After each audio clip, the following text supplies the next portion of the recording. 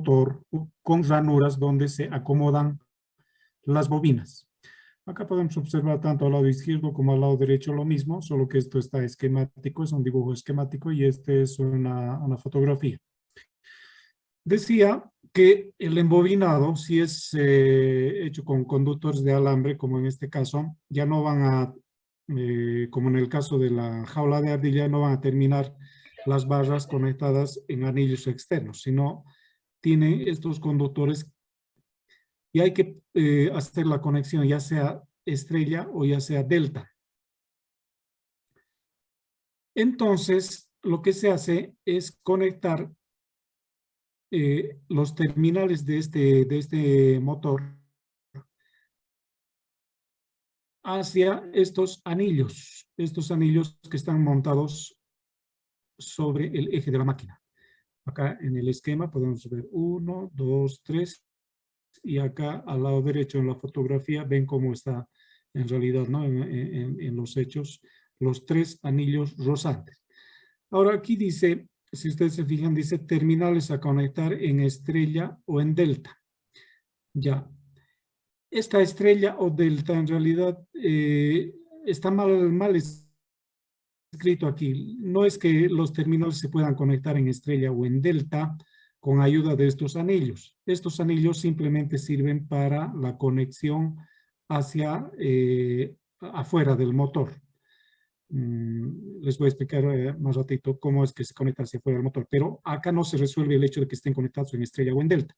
El fabricante decide si el rotor va a estar conectado en estrella o en delta y las conexiones se hacen aquí, en el embobinado. Acá en el embobinado los terminales se unen y solamente sacan ya los 3 externos. A ver, voy a retroceder un poquito más. No, más adelante, tengo que ir más adelante. Acá. Acá la conexión estrella en la caja de bornes se podía solucionar con estas planchas. Se podía solucionar con estas planchas y podías hacer una conexión estrella o podías hacer, si las ponías verticales, así como en este caso, podías hacer una conexión delta. Obviamente, en fábricas se hace esta conexión, es decir, esto internamente ya se conectan el punto central de la estrella y solamente hacia afuera sacan los terminales U1, B1 y W1. Apague por favor su micrófono quien está interfiriendo, ¿ya? Entonces U1, B1 y W1 es lo que se saca hacia afuera. O el fabricante decide hacer en estrella, o perdón, en delta. Entonces, internamente en el embobinado se hace la conexión U1 con B2, B1 con U2 y W1 con B2. Entonces, solamente sale hacia afuera estas 3 puntas. Es decir, aquí no se decide en estos 3 anillos deslizantes si la conexión va a ser estrella o delta. Eso se lo hace aquí adentro. Esto está mal escrito. Entonces, encima de estos anillos rosantes se ponen escobillas. ¿Qué son las escobillas? Son los llamados carbones. Esa es en la jerga, digamos, de los que venden repuestos. Tú vas y les dices, véndame escobillas, y no te va a entender. Le tienes que decir, véndame carbones. Entonces, estas escobillas o carboncitos hacen contacto ya con un portaescobillas que tiene que estar encima del motor, con un portaescobillas encima de este eje, que sirva para hacer el contacto y eso ya no gira, obviamente, las escobillas no giran con el rotor, están deslizándose encima de los anillos, justamente se llaman anillos deslizantes. Y eso permite sacar los 3 terminales hacia, vamos a ver dónde, hacia una caja que es un reóstato trifásico. Entonces aquí tenemos el devanado trifásico del rotor que en este caso está conectado en estrella y eso es lo más común, pero también puede conectarse en delta. Esa es una conexión interna. Y solamente los fines de fase, los inicios de fase llegan aquí a los anillos rosantes. Entonces todo este conjunto va a girar, tanto el devanado como el eje y los anillos gira en uno. Ahora, ¿Qué se hace? Se pone portaescobillas y dentro de esos portaescobillas se ponen las escobillas, que son carbones, entre comillas, les llaman carbones.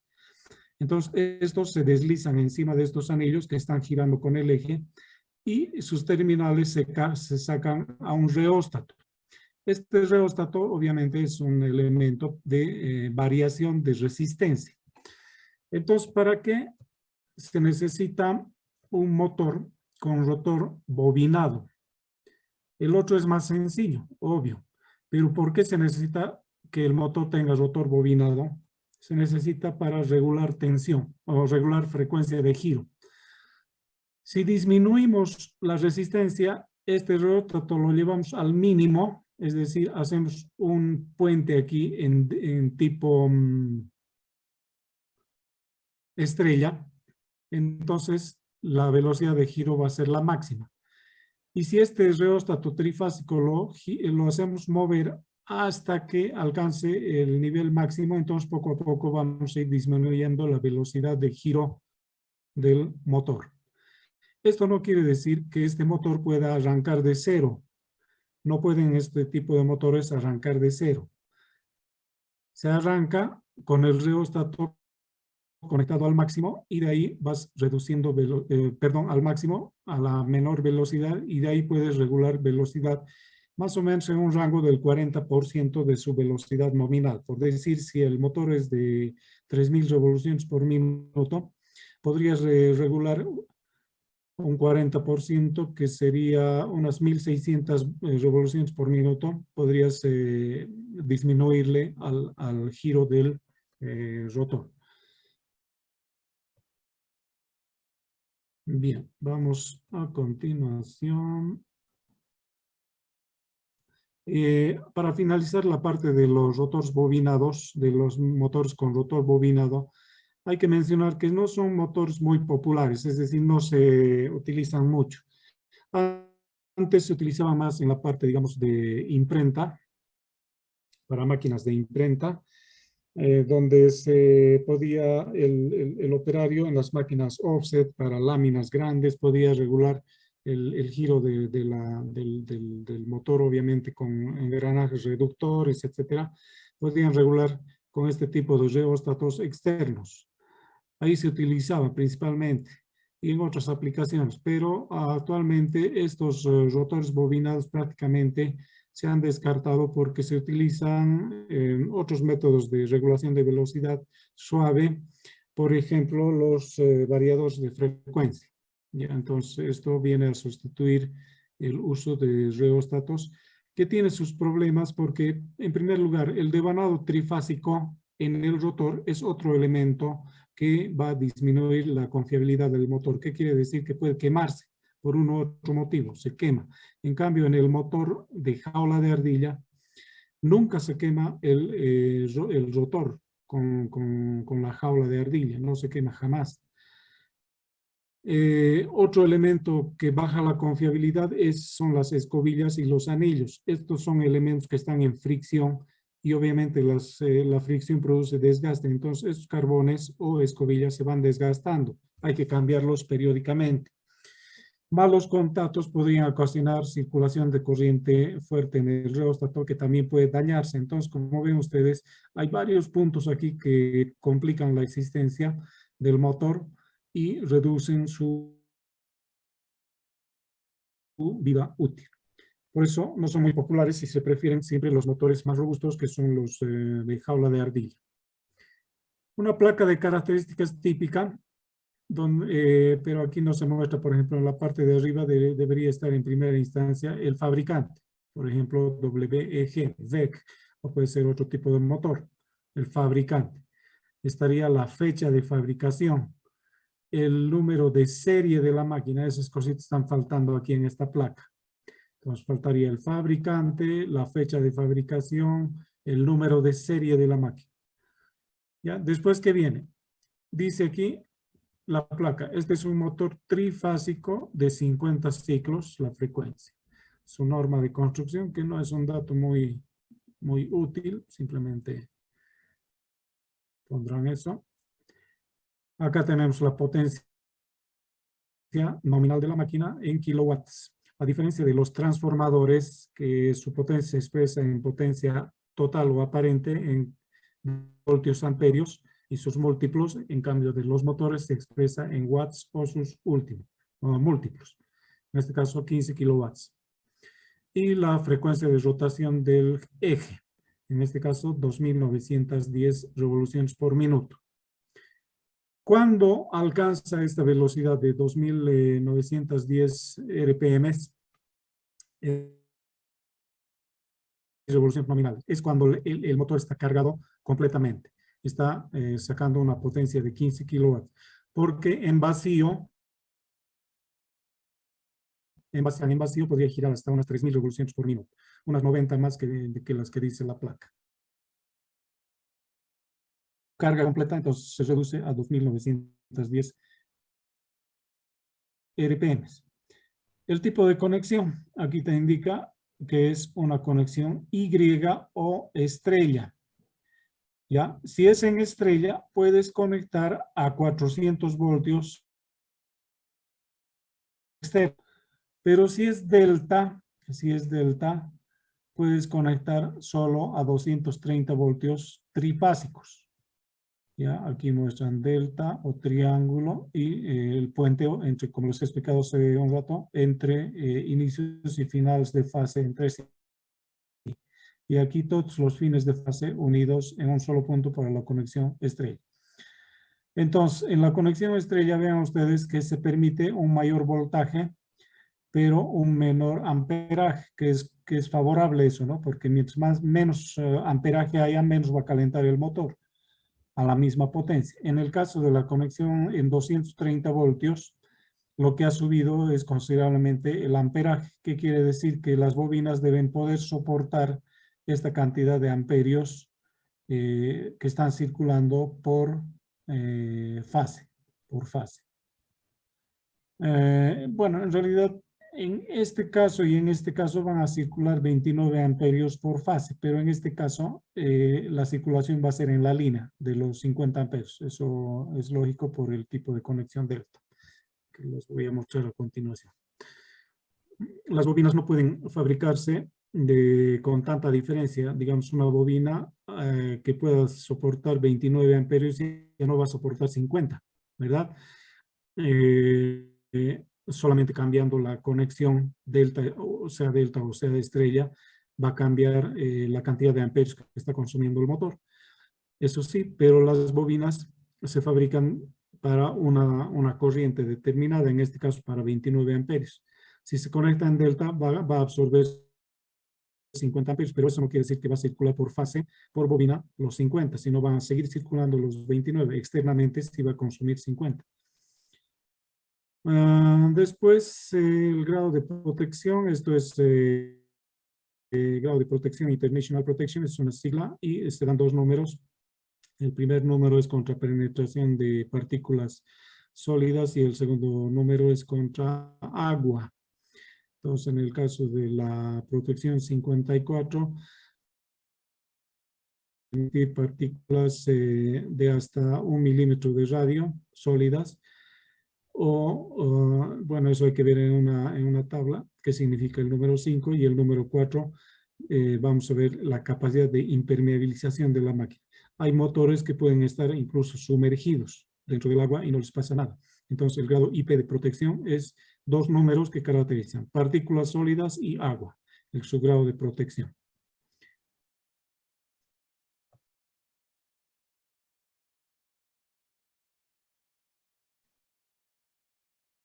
Para ver lo que es el tipo de conexión, estaba hablando del consumo de amperios.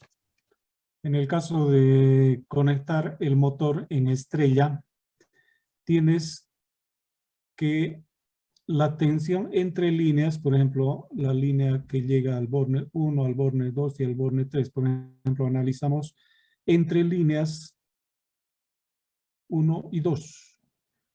Como podemos ver, la 1 ingresa a esta fase con su impedancia Z1, esta es la impedancia de la bobina en esta fase, y la 2 ingresa al extremo de esta bobina con impedancia Z2.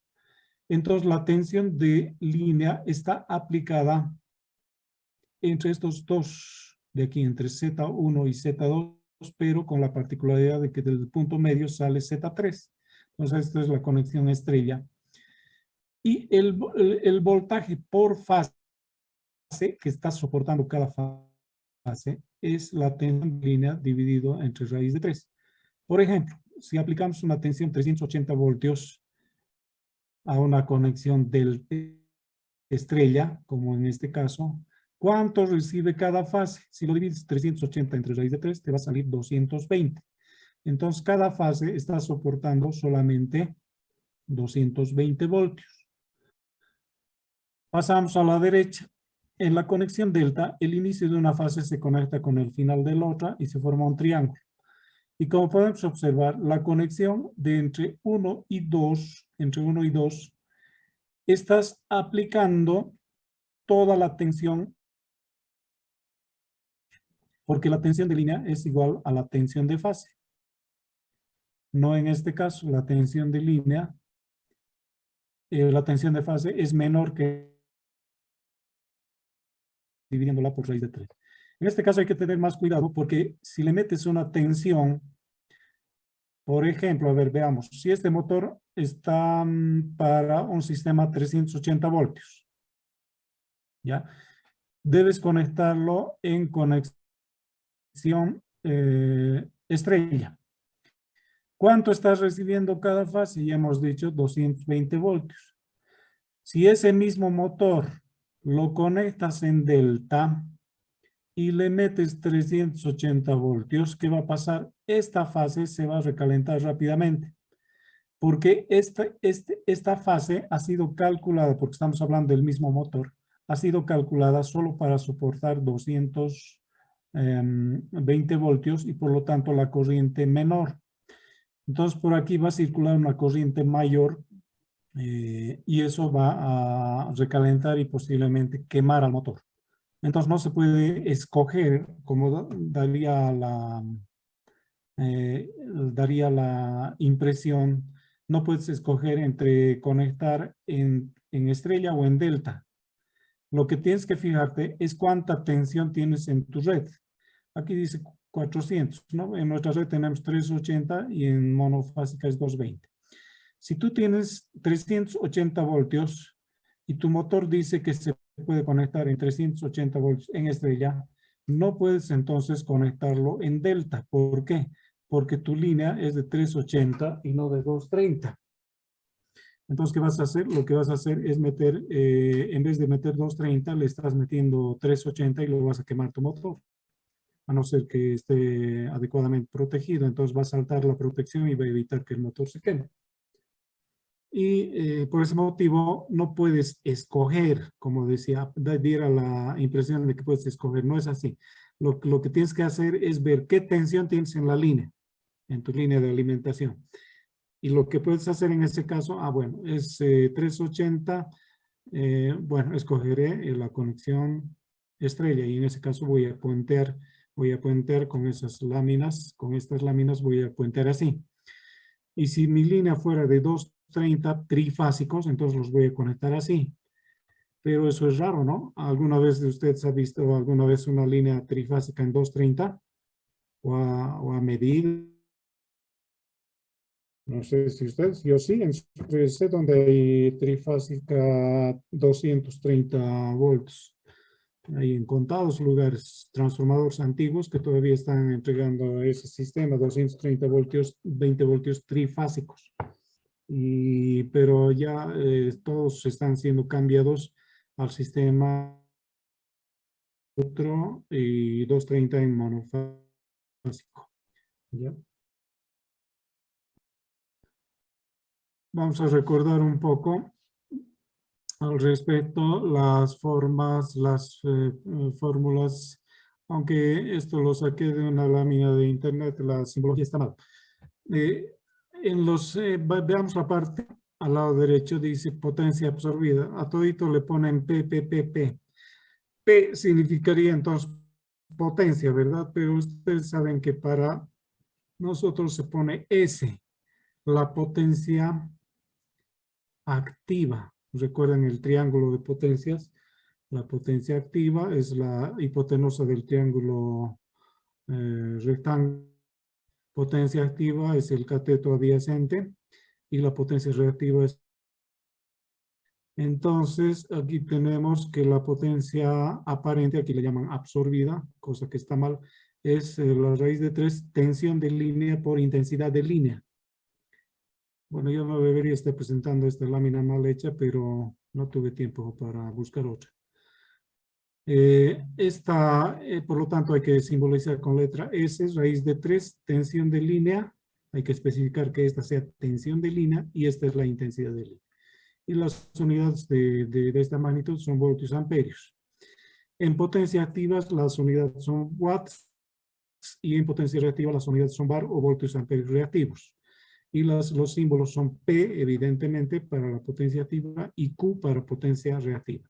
¿Cuál es la diferencia? Que en este caso se afecta por el factor de potencia, que es coseno phi, y el factor de potencia reactiva, seno phi. Y la potencia útil es la potencia activa multiplicada por el rendimiento en tanto por ciento. Y si es en tanto por ciento, habrá que dividirlo por 100. O se pone un rendimiento en tanto por 1 y en este caso ya no es necesario dividir entre 100. Es la potencia útil de la máquina, que es la que se escribe en la placa del motor. Entonces, el motor en realidad está consumiendo más potencia de la red que la potencia que entrega. ¿Por qué? Porque este rendimiento significan las pérdidas mecánicas, significan las pérdidas eléctricas y las pérdidas magnéticas. Y otros tipos de pérdidas adicionales que son difíciles de computar, pero que al fin... bien, tenemos el par de giro, que es la potencia útil, dividido entre la aceleración, ¿cómo se llama esta aceleración giratoria?